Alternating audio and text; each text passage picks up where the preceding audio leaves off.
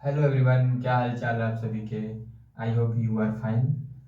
सो आज की इस वीडियो में हम लोग प्रेसिडेंट के बारे में जानने वाले हैं। तो ये वीडियो कुछ लंबा होगा, लेकिन मैं आप लोगों को आश्वस्त करता हूँ कि आज के बाद इस वीडियो को देखने के बाद आप लोगों को प्रेसिडेंट के सभी कंसेप्ट क्लियर हो जाएंगे। तो चलिए स्टार्ट करते हैं प्रेसिडेंट के बारे में जानना कि प्रेसिडेंट क्या होते हैं। तो सबसे पहले प्रेसिडेंट किसी भी देश के सर्वोच्च नागरिक होते हैं। उसी प्रकार भारत के भी प्रेसिडेंट भारत के सर्वोच्च नागरिक होते हैं और भारत के प्रथम नागरिक राष्ट्रपति ही होते हैं। भारत में जो राष्ट्रपति होते हैं वो एकता, अखंडता और संप्रभुता के पहचान होते हैं। तो मैं लिख देता हूँ, राष्ट्रपति एकता, अखंडता व संप्रभुता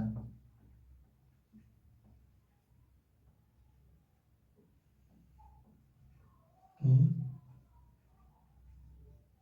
पहचान होते हैं। ठीक, ओके, कंसेप्ट क्लियर है। तो हम जानेंगे कि योग्यता क्या होती है प्रेसिडेंट के लिए, कौन चुनाव में लड़ सकता है प्रेसिडेंट के लिए और इसका चुनाव कैसे होता है। तो सबसे पहले प्रेसिडेंट का जो चुनाव होता है वो अप्रत्यक्ष तरीके से होता है, इनडायरेक्टली, यानी जनता का इसमें डायरेक्ट रूप से भागीदारी नहीं होती है। तो योग्यता क्या होती है, तो किसी भी राष्ट्रपति के लिए योग्यता क्या होती है। तो योग्यता के लिए सबसे पहले 4-5 क्राइटेरिया हैं, उनको जानेंगे। तो सबसे पहले क्राइटेरिया ये है कि वो भारत के नागरिक होने चाहिए। ओके, तो क्या होने चाहिए, नागरिक होने चाहिए। किसके, तो भारत के।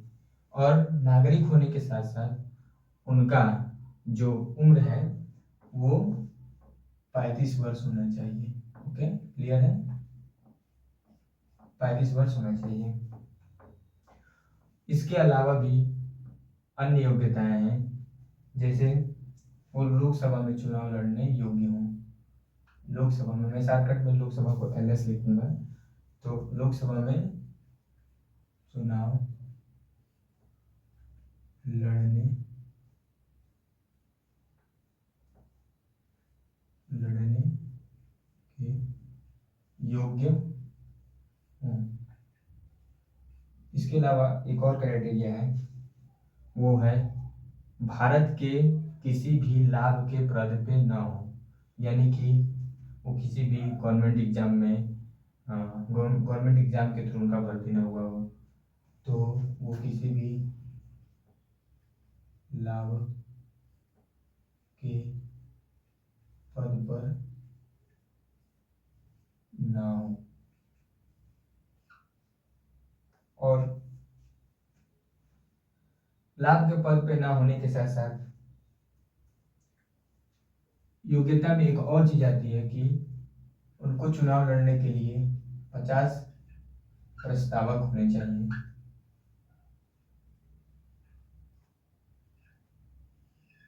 प्लस 50 समर्थक होने चाहिए।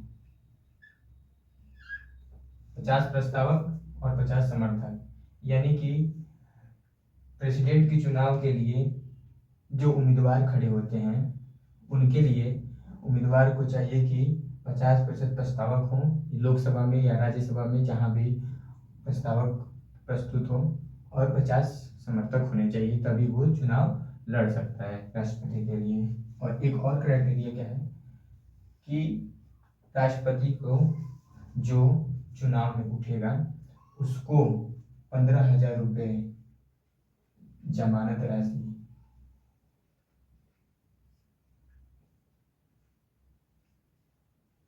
जमा करना पड़ेगा। वो जमानत राशि किसको जमा करना पड़ेगा, तो वो होगा RBI। लेकिन ये जमानत राशि अगर आप राष्ट्रपति के चुनाव में 6% से कम वोट रहते हैं तो ये आपकी जमानत राशि 15,000 रुपये जब्त कर ली जाएगी, जो कि जब्त होने के बाद कहाँ रहेगी, तो राष्ट्रपति के सॉरी आरबीआई के पास रहेगी। ओके, तो ये हो गया आपका योग्यता कि एक प्रेसिडेंट बनने के लिए क्या क्या योग्यता होती है। ठीक, अब उसके बाद आता है योग्यता के बाद चुनाव प्रक्रिया क्या होती है। ठीक, चुनाव प्रक्रिया क्या होती है, तो चुनाव प्रक्रिया के लिए चुनाव प्रक्रिया क्या होती है, तो सबसे पहले चुनाव प्रक्रिया में क्या होता है कि ये चुनाव जो होता है राष्ट्रपति का चुनाव, मैं पहले ही बता दिया हूँ कि अप्रत्यक्ष तरीके से होता है, ना कि प्रत्यक्ष तरीके से। अप्रत्यक्ष तरीके में हम लोग वोट नहीं डालते हैं, आम नागरिक वोट नहीं डालता है, लेकिन प्रत्यक्ष तरीके में आम नागरिक भी वोट डालता है, जैसे लोकसभा के चुनाव में, विधानसभा के चुनाव में। ओके, तो ये होता है, तो ये अप्रत्यक्ष चुनाव होता है। अप्रत्यक्ष चुनाव होने के साथ साथ इनका जो चुनाव होता है निर्वाचक मंडल के सदस्यों द्वारा होता है। ठीक, तो ये अप्रत्यक्ष भी होता है और ये होता है निर्वाचक मंडल के सदस्यों द्वारा। अब ये बात आती है कि निर्वाचक मंडल के सदस्य कौन कौन से होते हैं, तो निर्वाचक मंडल में 5 प्रकार के सदस्य होते हैं, जो अभी लिख रहा हूँ। तो सबसे पहले आते हैं निर्वाचक मंडल में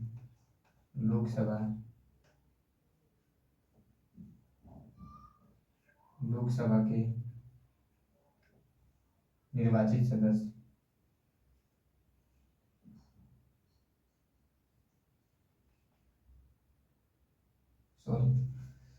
लोकसभा के निर्वाचित सदस्य।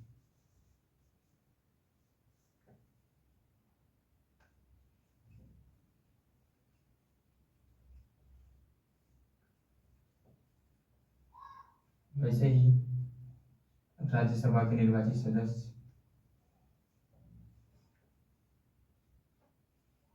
इलेक्टेड मेंबर,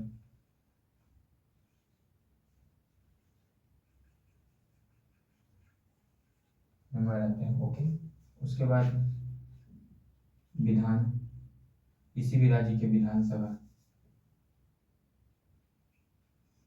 किसी भी राज्य के विधान सभा के निर्वाचित सदस्य।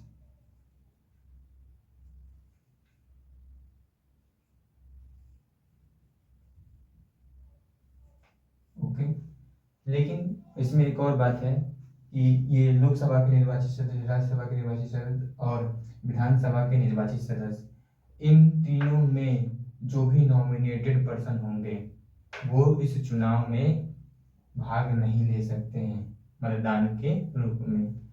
अब मतदान के रूप में चुनाव में भाग न लेने का कारण ये है कि इनको राष्ट्रपति द्वारा ही, ये जो लोकसभा और राज्यसभा के मेंबर होते हैं नॉमिनेटेड, तो उनको राष्ट्रपति के द्वारा ही चुना जाता है। अब ये कैसे हो सकता है कि जिसको राष्ट्रपति खुद चुने वो राष्ट्रपति को खुद चुने, तो ये हो ही नहीं सकता है। वैसे ये राज्यपाल इसमें नॉमिनेटेड सदस्य चुनते हैं, जो कि ये नॉमिनेटेड सदस्य कहीं ना कहीं अप्रत्यक्ष रूप से राष्ट्रपति के ही आदेशानुसार राज्यपाल द्वारा नियुक्त किए जाते हैं।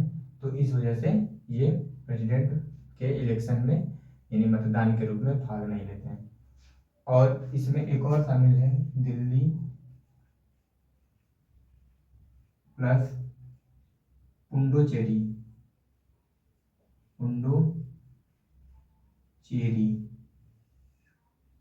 के लेजिस्लेटिव असेंबली के निर्वाचित सदस्य ही इस चुनाव में भाग ले सकते हैं। ओके, तो कंफर्म है यहाँ तक। अब आते हैं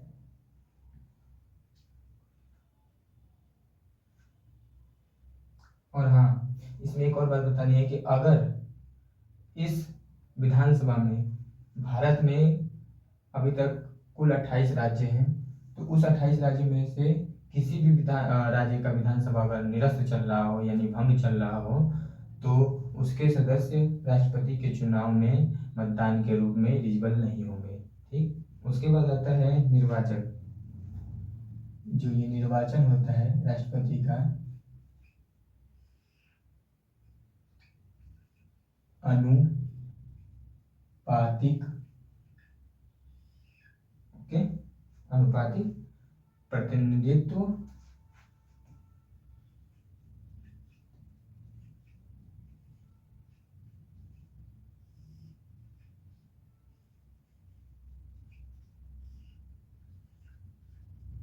अनुपातिक पद्धति के एकल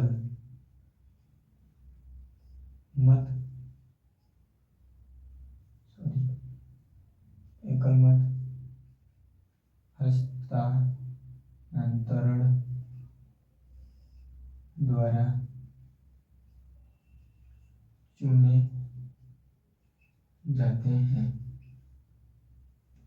जाते हैं। अब इसका क्या अर्थ हुआ? इसका अर्थ ये हुआ कि लोकसभा और राज्यसभा तथा विधानसभा तथा दिल्ली पुडुचेरी लोकसभा विधानसभा के जितने भी सदस्य होंगे, तो राष्ट्रपति के पद के लिए उम्मीदवारों की संख्या 2 हो सकती है, 3 हो सकती है, 4 हो सकती है। तो मान लीजिए कि उम्मीदवार हैं 4, ठीक, तो 4 उम्मीदवार हैं और 10 वोटिंग पड़ा है, ठीक, तो 10 व्यक्ति वोटिंग डाल रहे हैं, ओके। तो मान लीजिए कि ए पर्सन हो गया, एक बी पर्सन हो गया, एक सी पर्सन हो गया, एक डी पर्सन हो गया, ठीक, और ये निर्वाचन हो गया। तो प्रत्येक व्यक्ति के लिए 10 व्यक्ति, यानी 9 कर लीजिए आप पे, 9 मान लीजिए 9 लोग हैं जो चुनाव में मतदान कर रहे हैं। तो जो ये इसमें 9 व्यक्तियों में से जो पहला व्यक्ति है, बी को पहले नंबर पे प्रेफरेंस देना चाहता है, ए को दूसरे नंबर पे प्रेफरेंस देना चाहता है, और सी को तीसरे नंबर पे और डी को चौथे नंबर पे प्रेफरेंस देना चाहता है, ठीक। तो पर्सन हो गया फर्स्ट हो गया, ऐसे करते जाएंगे, person 2, person 3, person 4, person 5, person 6, person 7, person 8, person 9, यहाँ तक जाएंगे। मान लीजिए कि ए को ये बी पर्सन 2 तीसरा नंबर पर प्रेफरेंस दे, बी को पहला नंबर दे दे, सी को दूसरा नंबर दे दे, डी को चौथा नंबर दे, ओके, कंफर्म। पर्सन 3 इसको भी दूसरा नंबर दे दे, इसको चौथा नंबर दे दे, इसको पहला दे दे और इसको तीसरा दे दे। यानी ये क्या हो रहा है, ये नंबरिंग है कि पर्सन फर्स्ट व्यक्ति जो है पर्सन, वो किसको वोट अपना पहले स्थान पे देना चाहता है। यानी पर्सन फर्स्ट बी को 1 नंबर दिया है, यानी पहले बी को चुनना वो चाहता है। उसके बाद पर्सन फर्स्ट ए को चुनना चाहता है, क्योंकि ए दूसरे नंबर पे है पर्सन फर्स्ट के अनुसार, फिर सी तीसरे नंबर पे है, फिर डी फोर्थ नंबर पे है। तो इस प्रकार से ये चुन रहा है, तो फिर ऐसे ऐसे सभी चुनेंगे। तो इसमें मान लीजिए कि आपका ये पहला दे दिया, ये दूसरा दे दिया, ये तीसरा दे दिया, ये चौथा दे दिया, ठीक। उसके बाद ऐसे दूसरा, पहला, पांचवा, सॉरी पांचवा तो है ही नहीं ना इसमें, तो इसमें हो जाएगा चौथा, तीसरा, ऐसे करेंगे तो फिर ये पहला हो जाएगा, ये तीसरा हो जाएगा, ये दूसरा हो जाएगा, ये चौथा हो जाएगा, ठीक।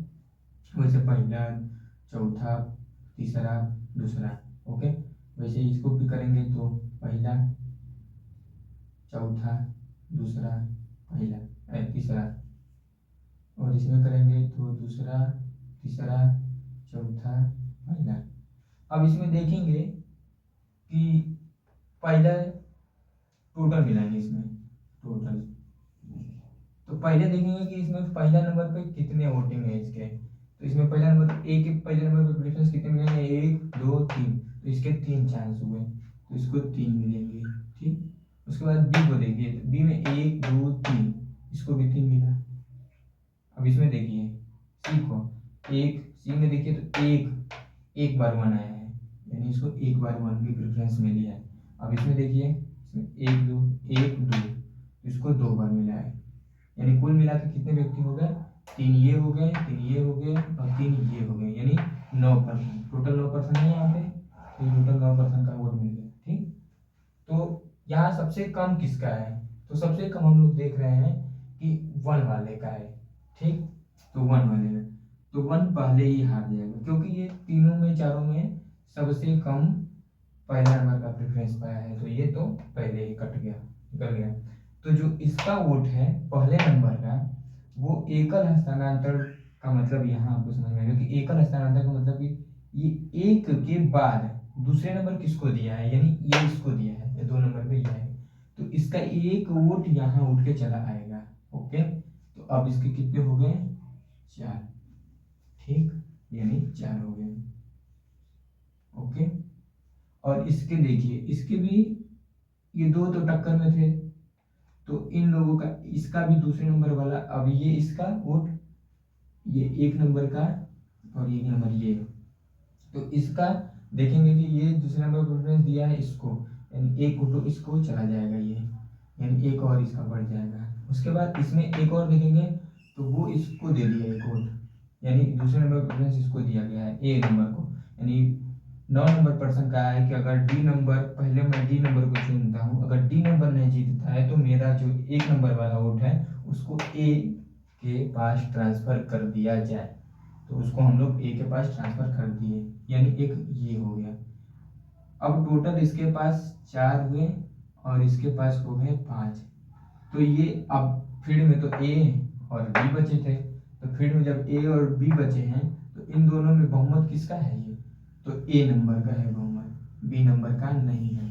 तो इलेक्शन कौन जीता? ये ए नंबर जीता, तो प्रेसिडेंट कौन बनेगा? तो ए नंबर बनेगा। इसी को हम लोग अनुपातिक प्रतिनिधित्व पद्धति के एकल मत हस्तांतरण द्वारा चुने जाते हैं, प्रेसिडेंट को कहते हैं। यानी एकल मत, यानी जो पहला मत है, जो सेकेंड नंबर पर दिया गया है, उसको हम ट्रांसफर कर देंगे, यानी एकल मत, यानी एक मत को हम लोग ट्रांसफर कर दिए हैं, तो ये एकल मत ट्रांसफर का कंसेप्ट आप लोगों को क्लियर हो गया यहाँ पे। तो इस प्रकार से राष्ट्रपति का चुनाव होता है। ओके, और इसमें विशेष ध्यान दिया जाता है कि इसमें गोपनीयता बनाई जाए, गोपनीयता बनाई जाए। गोपनीयता बनाने का मतलब है कि ये चुनाव अप्रत्यक्ष रूप से हो रहा है। ठीक, तो इसमें प्रत्यक्ष रूप को न लाया देने के लिए गोपनीयता का उपयोग किया जाता है, ताकि चुनाव में वोट किसको दिया जा रहा है, कहाँ जा रहा है, गोपनीयता बनी रहे। ठीक, तो आगे चलते हैं। इसके लिए तो फिर हमको मिटाना पड़ेगा, तो थोड़ा रुकिए, आज सब नोट्स बना लिए करिएगा।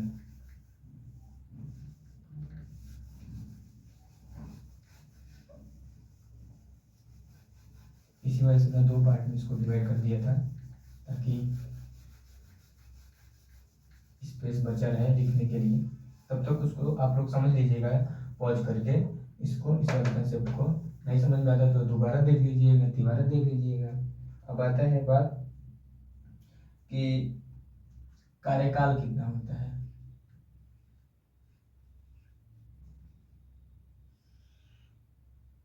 ठीक, कार्यकाल कितना होता है? कार्यकाल प्रेसिडेंट का 5 वर्ष के लिए होता है, 5 वर्ष के लिए।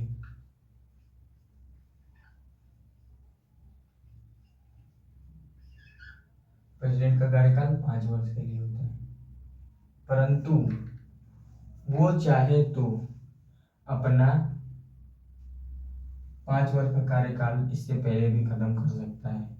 तो कैसे? तो उसको सबसे पहले वो वाइस प्रेसिडेंट यानी उपराष्ट्रपति को अपना इस्तीफा पत्र दे करके अपने आप को प्रेसिडेंट के पद से हटा सकता है। ओके, तो वो इस्तीफा देके अपने पद से हटा सकते हैं ना, वाइस प्रेसिडेंट, वाइस प्रेसिडेंट को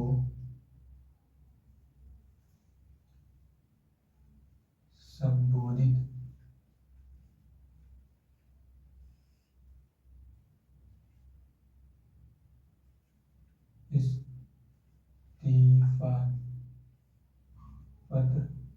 देकर हट सकता है। ओके, यहाँ तक क्लियर है। और एक बात और है कि प्रेसिडेंट अपना कार्यकाल पूर्ण करने के बाद वह, नोट करके डाल दीजिए कि वह पुनर्निर्वाचन के लिए योग्य होता है। पुनर्निर्वाचन के लिए योग्य होता है। ओके, पुनर्निर्वाचन के लिए योग्य होता है। अब आगे चलते हैं, नोट करके डाल लीजिएगा पुनर्निर्वाचन के लिए योग्य होता है।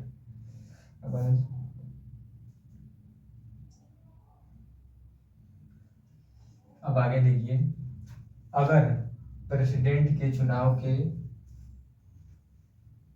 होने पर कोई विवाद होता है तो उसकी जांच, मैं लिखूंगा नहीं यहाँ पे, बता दे रहा हूँ, उसकी जांच सुप्रीम कोर्ट करता है। और सुप्रीम कोर्ट का जो फैसला होता है वो अंतिम होता है। और फैसले में क्या होता है कि प्रेसिडेंट इलेक्शन के बाद चुनाव में जीत गए, जीतने के बाद जब तक सुप्रीम कोर्ट के द्वारा उनके पद को रद्द न किया जाए, और जिस दिन उस पद को रद्द कर दिया जाए सुप्रीम कोर्ट द्वारा, तो उस दिन से पहले, यानी जो प्रेसिडेंट नियुक्त हुए हैं उनके कार्यकाल से उनके रद्द होने तक किया गया कार्य रद्द नहीं होगा। सबसे पहले नंबर पे उनका कार्य जो है वो रद्द नहीं होगा, जो इंटरमीडिएट में किया गया है। ये आप लोग नोट करके डाल दीजिएगा, क्योंकि ये क्वेश्चन में घुमा के पूछ सकता है। आगे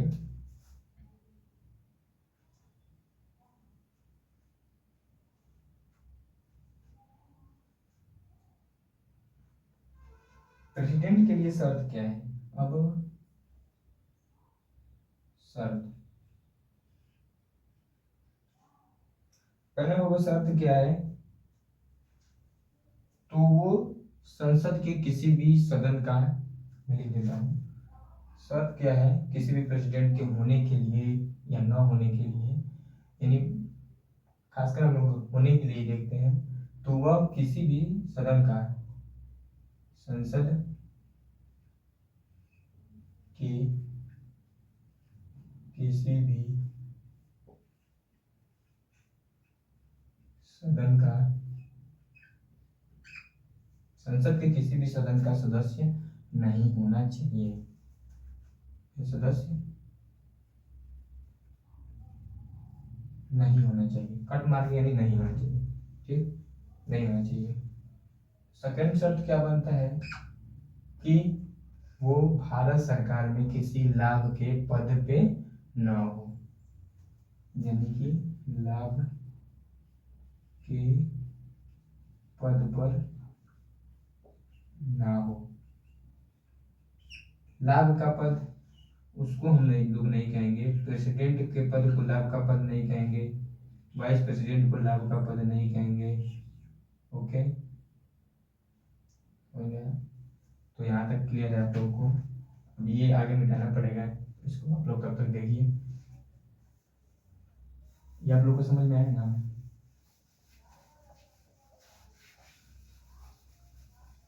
वीडियो को लाइक कर दिया करिएगा ताकि लोग जान सके, और शेयर करिए, चैनल को सब्सक्राइब कर लीजिएगा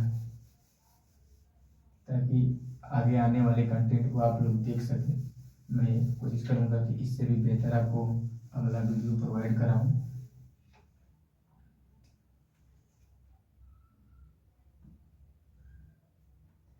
और एक बात नोट करके डालिए आप लोग यहाँ पे,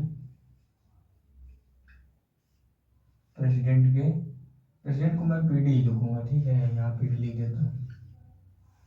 प्रेसिडेंट जो है, प्रेसिडेंट अपने पद पर बने रहने पर इसके ऊपर आपराधिक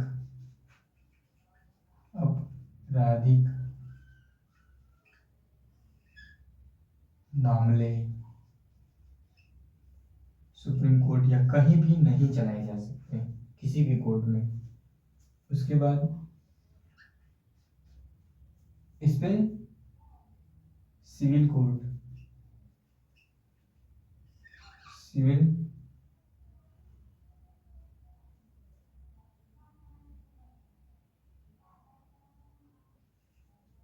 कार्यवाही की जा सकती है, सिविल कार्रवाई की जा सकती है। सिविल कार्रवाई कब होगी? तो सिविल कार्रवाई करने के लिए संसद में सबसे पहले 14 दिन का प्री नोटिस देना पड़ेगा आपको, प्रेसिडेंट को, ताकि आपको 14 दिन का 14 डे का प्री नोटिस देना पड़ेगा। नोटिस देने के बाद, ओके, प्री नोटिस देने के बाद ही आप सिविल कार्रवाई कर सकते हैं। तीसरा, प्रेसिडेंट को गिरफ्तार नहीं किया जा सकेगा, किया जा सकता है। ठीक, इतना क्लियर हो गया। अब बात उठती है कि प्रेसिडेंट का पद रिक्त कब होता है। तो प्रेसिडेंट का पद 5 केस में रिक्त होता है, तो मैं उस केस को लिख देता हूँ। प्रेसिडेंट का पद 5 केस में रिक्त होता है,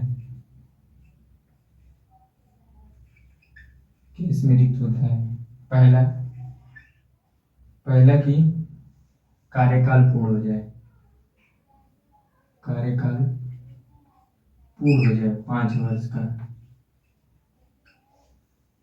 दूसरा, वो इस्तीफा दे दें,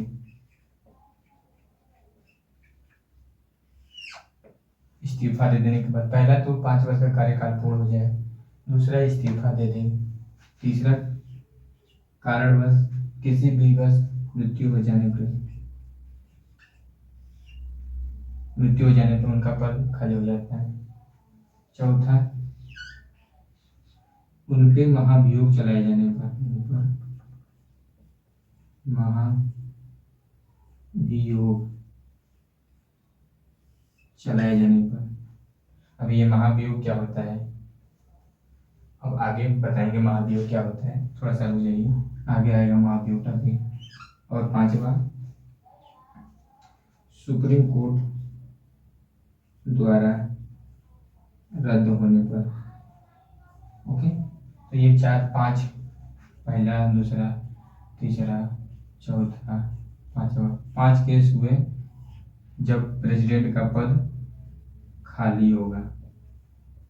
तो सबसे पहले खाली होने वाले में कार्यकाल 5 वर्ष का समाप्त हो जाए, दूसरा इस्तीफा दे दें, तीसरा मृत्यु हो जाए उनकी, और चौथा, इसको मान लीजिए सुप्रीम कोर्ट द्वारा उनकी जो प्रेसिडेंट का पद है रद्द हो जाए, और चौथा, 5वां, उन पर महाभियोग चलाया जाए।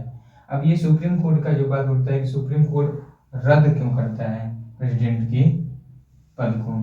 तो प्रेसिडेंट को पद को रद्द करने, प्रेसिडेंट की पद नहीं रद्द होती है, प्रेसिडेंट रद्द हो जाता है। ओके, तो प्रेसिडेंट का रद्द होना मेन संविधान के उल्लंघन के बात को लेके होती है, लेकिन ये संविधान कहीं उल्लेख नहीं करता है संविधान शब्द के उल्लंघन का, कहीं भी उल्लेख नहीं है संविधान शब्द। तो आगे चलते हैं, आगे अब हम महाभियोग के बारे में जानेंगे, क्योंकि यहाँ महाभियोग आया है तो महाभियोग जानना जरूरी है, और ये आपका लास्ट टॉपिक भी रहेगा महाभियोग, उसके बाद प्रेसिडेंट टॉपिक खत्म हो जाएगा। तो महाभियोग, इसको मिटाना पड़ेगा, इसको मिटाते हैं, उसके बाद पढ़ाते हैं आगे। समझ में आ रहा है ना? नहीं समझ में आएगा दोबारा देख लीजिएगा जाके पीछे, इससे आपको कंसेप्ट में क्लियरिटी तो मिल ही रहा होगा थोड़ा बहुत, और भी मिल जाएगा, 2 बार देख लेंगे तो। ज़्यादा लंबा भी वीडियो नहीं है, हाँ थोड़ा लंबा हो गया है, पार्ट वाइज देख लीजिएगा। हम लोग महाभियोग,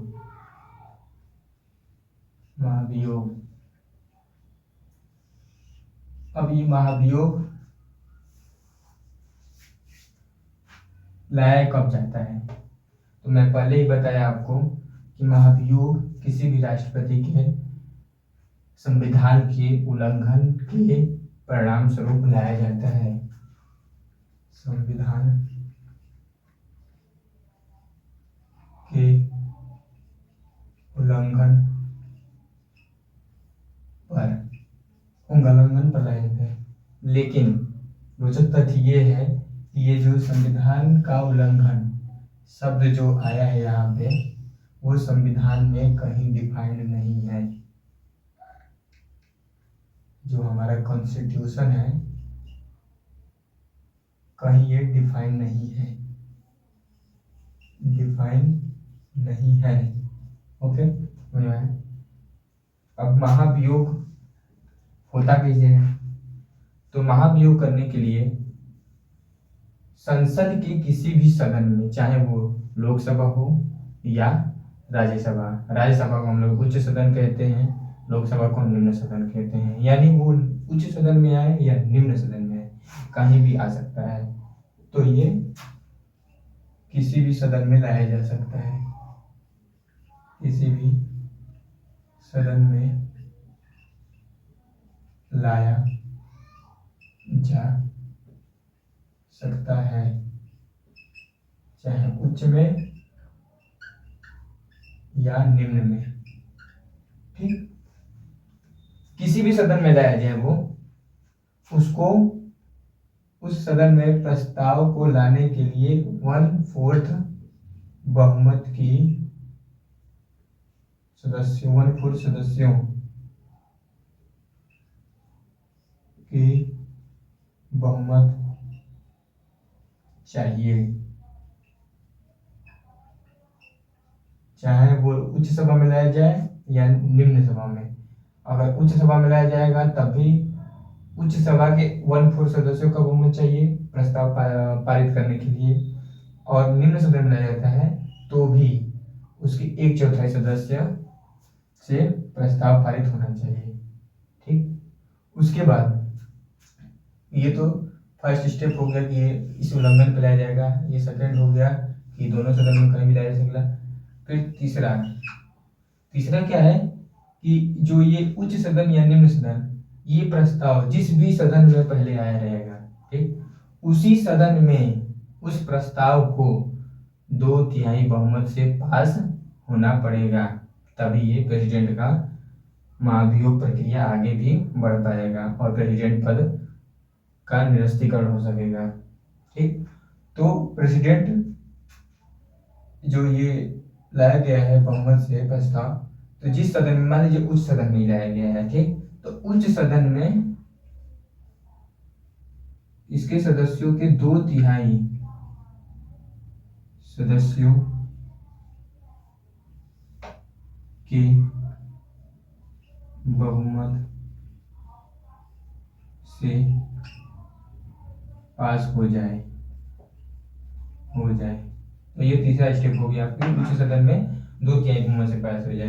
अब इस वाले बहुमत को हम लोग एक नाम देते हैं लोकसभा या उच्च सदन में, राज्यसभा में एब्सोल्यूट मेजॉरिटी,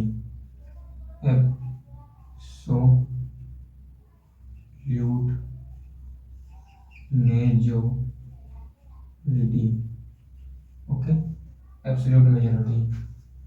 अब आगे बढ़ते हैं, बताना पड़ेगा।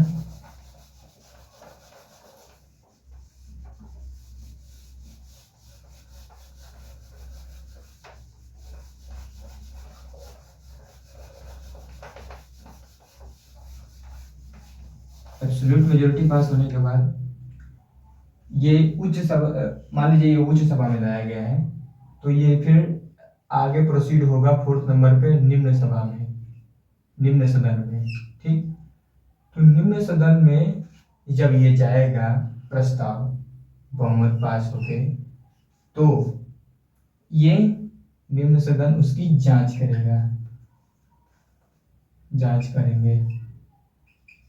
करेंगे कि क्या जो ये प्रेसिडेंट पे महाभियोग चलाया जा रहा है वो सही है या गलत। अगर ये नहीं, उससे पहले क्या होता है कि ये जांच चलता है तो उसमें प्रेसिडेंट को यह अधिकार प्राप्त होता है, प्रेसिडेंट को अधिकार है, क्या अधिकार है कि वो, प्रेसिडेंट का अधिकार है कि वो निम्न सदन में अपने मत में कुछ बातें रख सकते हैं, ठीक, बातें रख सकते हैं, रख सकते हैं, ठीक। उसके बाद ये सब प्रक्रिया पूर्ण होने के बाद निम्न सदन, अगर ये सब होने के बाद निम्न सदन अगर 2/3 बहुमत से पास कर दे तो महाभियोग पास हो जाएगा, यानी प्रेसिडेंट अपने पद पे नहीं बने रह सकते हैं, ठीक, प्रेसिडेंट अपने पद से हट जाएंगे। अब ये एक रोचक तथ्य है कि नोट करके डाल लीजिएगा कि अभी तक किसी भी प्रेसिडेंट के ऊपर महाभियोग नहीं लगाया गया है या नहीं लाया गया है, ओके, नहीं लाया गया है, ओके। तो मैं अब ये बात करते हैं कि ये जो महाभियोग प्रक्रिया है ये न्यायिक है या पूर्ण न्यायिक है या अर्ध न्यायिक है या अन्यायिक है। तो ये जो महाभियोग प्रक्रिया है अर्ध न्यायिक है, अर्ध न्यायिक है, अर्ध न्यायिक। अब इसके अर्ध न्यायिक होने का कारण भी है, तो क्या कारण है कि अर्ध न्यायिक होने का पहला सबसे बड़ा कारण है कि आप लोग देखे थे कि जो प्रेसिडेंट का इलेक्शन हुआ था उसमें जो फर्स्ट स्लाइड था इसका, पहले साइड में मिटाए थे, उसमें लिखा है कि प्रेसिडेंट के चुनाव में लोकसभा के मेंबर, इलेक्टेड मेंबर, राज्यसभा के इलेक्टेड मेंबर और विधानसभा के इलेक्टेड मेंबर और दिल्ली और पुडुचेरी के विधानसभा के सदस्य भाग लेंगे, ठीक। तो उसमें जो लोकसभा और राज्यसभा के निर्वाचित सदस्य थे केवल वही राष्ट्रपति के चुनाव में भाग लिए थे। लेकिन इसमें क्या है कि अब नॉमिनेटेड व्यक्ति, नॉमिनेटेड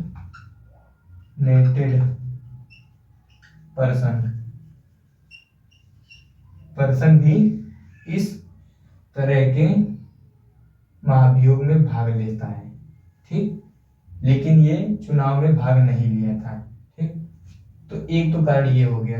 अब दूसरा कारण ये है कि विधानसभा के जितने भी सदस्य हैं लेजिस्लेटिव असेंबली के, वो सब महाभियोग की प्रक्रिया में भाग नहीं लेते हैं, क्योंकि महाभियोग की प्रक्रिया में केवल लोकसभा यानी कि उच्च सदन और निम्न सदन ही भाग लिए हैं, तो इसमें विधानसभा का कोई रोल ही नहीं रहा।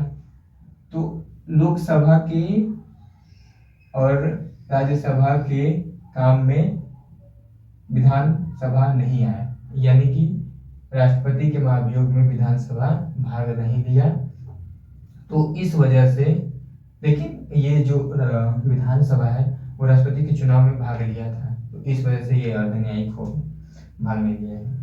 तो इस प्रकार से जो ये प्रेसिडेंट का टॉपिक है वो कंप्लीट होता है। मुझे आशा है कि आप लोग को समझ में आया होगा।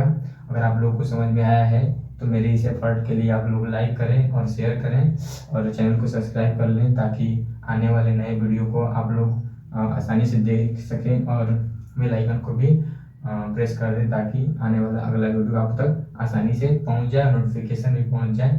तब तक के लिए बाय, थैंक यू।